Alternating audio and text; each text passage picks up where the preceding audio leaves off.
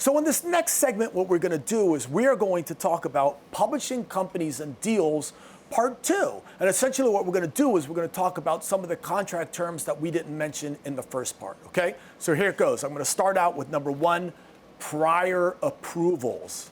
Now, you creative people out there are going to really love this because, you know, for us musicians, you know, our songs are like our babies, you know? And there's this worry that when we sign over our rights to this big publishing company, like, what are they going to do with my babies? How are they going to use my babies? Are they going to put it in some corny commercial? Are they going to put it, you know, in some corny car or beer commercial? Are they going to maybe let an artist use the song for the first time that maybe perhaps is a rival of yours, or you just, you know, can't stand them, you know? The idea is like, oh my God, what are they going to do with my babies? Well, what prior approvals mean is that prior to issuing the licenses, they need to get your approval. Funny how that works. Simple. Prior approvals, right? So I bet you guys are happy about that. Moving on to number 2, term. So this is an area where people get a little bit confused. I mean, it's pretty basic, but I'll show you where the confusion lies. So term is pretty straightforward.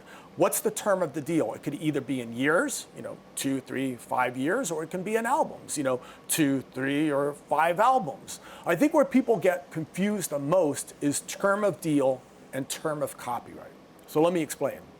Let's just say the term of your deal was this long. Within that term, you're going to write songs in which the music publisher is going to own the copyright of that song. And that song, that could be for the full LOC, full life of copyright, if there's no reversion that we talked about in the first segment, right? So the ownership of that song can extend far past the term of the deal, which means they can continue to earn money on licenses that they generated for you within the term of the contract. Of course, you're also going to be earning money as well, but just want to be clear of the difference between term of deal and term of copyright. Okay? Now, another thing I want to mention, obviously, that ties into the term is what's called option periods. And this is pretty simple as well. Essentially, an option period means that the music publisher has the right that when your deal expires, they have the right to extend the deal for certain terms. Like it could be, you know, 2 more years, or it could be 2 more records. And it's usually at their discretion. Okay? And then the next thing that's also tied to term is what's called delivery commitment. And what that means is that during the term of your agreement, you're going to have to do certain things. And if you don't meet the requirements, your deal can keep on going for a very long time. For instance, you might have to write a certain number of commercially acceptable recordings. Well, what does commercially acceptable mean? Right? That's a very ambiguous term. Or you might have to write fully written songs. What happens when you co-write songs with people? Does that give you half a credit? So now you have to write twice as much? Or what happens when you release things in foreign territories, right? Does that count for the US releases as well? I mean, so there's a lot of issues here that we need to discuss that potentially, you know, could extend your deal longer than maybe perhaps you even want. So that's an important area, okay? Now, some of the things that I've been discussing, Michael, obviously have been for, you know, publishing deals, and maybe deals that are with, you know, bigger established music publishing companies. Now let's talk about some of the deals that exist when you're doing it yourself, such as in the case where, like, maybe, you know, the DIY artist is entering into like maybe a one-off deal with like a song plugger or something. There's these deals, you know, called non-exclusive exploitation deals or exclusive exploitation deals. If you could like briefly let's get into explain. That. So, you know, a lot of what happens in music in general are these terms exclusive versus non-exclusive. And of course, as the terms can kind of imply, you know, when it's non-exclusive, you have more flexibility than when it's exclusive. So in these non-exclusive exploitation deals, you know, either an individual or a company has said, okay, I want to represent your material non-exclusively. So the non-exclusive element of that means that you can continue to pitch it yourself. You can also technically give it to other individuals and other companies to pitch simultaneously. And that can get, you know, handled in a few different ways, but in this sort of aspect of the world, you'll hear the term retitling a lot, where someone will say, okay, I'm going to represent, your band's music non-exclusively, but what I'm going to do so we can separate out the income that I generate as your song plugger versus something that you do is I'm going to take, say, every song on your record, and we're going to come up with a slightly different, title so that it separates itself from the original song, which you as the artist, you can keep selling it under the original title at gigs or what have you through sales, but for me as that plugger, I'm going to take now the retitled version, pitch it to the various media. Sync especially is the most common where all this happens, and once I get a use, I am going to participate in that income only under the retitled version in whichever share you negotiate. Maybe you give away 100% of that publisher share to the non-exclusive sort of rep. Maybe it's 50-50, everything is negotiable, but the idea is that you are separating out the income stream from the quote-unquote original income stream that you would have under the original title. Now, these sort of deals can cut back and forth in that, some artists find it really kind of, cool and flexible that they can maybe explore a bunch of options. But there have been issues in sort of the sync world where some companies or music supervisors are a little hesitant to do licensed non-exclusive music because they feel like, well, I need a license from the real copyright owner, and if it's retitled, well, maybe you're not the real copyright owner. Right?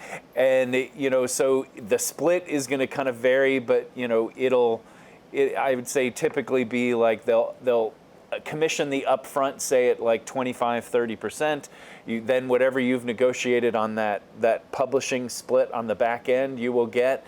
And these deals, term-wise, I'd say a minimum of 1 year is sort of typical to kind of, hey, let me see what can happen. But, they can also extend. I've known some folks that have been in non-exclusive deals for years. So it all is a question of whether it works. And now an exclusive exploitation deal. So, exclusive now, again, exclusive means, it's restricted, and it's restricted for a reason. So, a lot of folks, my company included, will do exclusive deals where we are the only third party other than the artists themselves that can be pitching that material. And, we like to go out to the supervisors and assure them that we're the only place for this. And typically we're not taking copyright ownership. No one typically is in sort of an exclusive deal unless you negotiate that aspect. Splits can kind of be the same, but it's really the restriction is just that one company can do that pitching, and you're making that commitment to stay with that company that you feel that they believe in you. And, it's really just you making a choice to plant yourself in one place. Right. So. Okay, and then we have something called exploitation deals that share in the masters. So especially in the world of sync that so many of us, live in now, you as DIY indie musicians, you own your songs, you also own your master recordings. So, these exploitation deals, again, are typically going to probably be exclusive, though they can also be non-exclusive. Okay. The income split is going to also apply to the master. So when you're licensing things, if it's, say, the fee is, say, $5,000 in total. There's $2,500 for the publishing, $2,500 for the master. They are participating in all of that fee, both publishing and masters. Okay, cool. So, now let me actually read you something from the book Business Basics for Musicians, and this is actually a real contract from an exploitation company. And I'm just going to hit each bullet point. This is actually Perfect. Just a deal memo, and you say yay or nay. Okay, so. Bullet point number 1, the writer retains 100% of the writer share. Yes. Okay. The exploitation company receives 100% of the publishing for perpetuity, but only on licenses that they acquire. Yes, in that non-exclusive, exploitation thing where you've retitled. Okay. The writer and the exploitation company will share 50-50 of the master monies on sync deals that the company acquires. And that is a very typical scenario, yes, okay. Absolutely. The writer shall enter into initial term of 3 years with 2 successive 2-year periods, which will automatically renew for 2 years until written notice is given 90 days prior to the commencement of any renewal term. A typical publishing, as you said, with options, that's a typical sort of publishing scenario. Yeah, Okay. Absolutely. And then finally, the exploitation company has the right to retitle all musical compositions. Under the non-exclusive scenario, if you give them the ability, yes, absolutely. Right, cool. So that's a real life example, you guys. So hey, we are breaking down the basics so it sticks. Let's do our question of the day right now. So what I want you guys to do is I want you to tell me, what is a 360 deal found in recording agreements, but how can it affect your publishing rights, both actively and passively? Great Okay? question. So think about that, you guys. Again, we are breaking down the basics so that it sticks. We've got lots of stuff to cover. We've got tons more stuff to talk about, and we're really excited to do that. So hang in there. Be right back.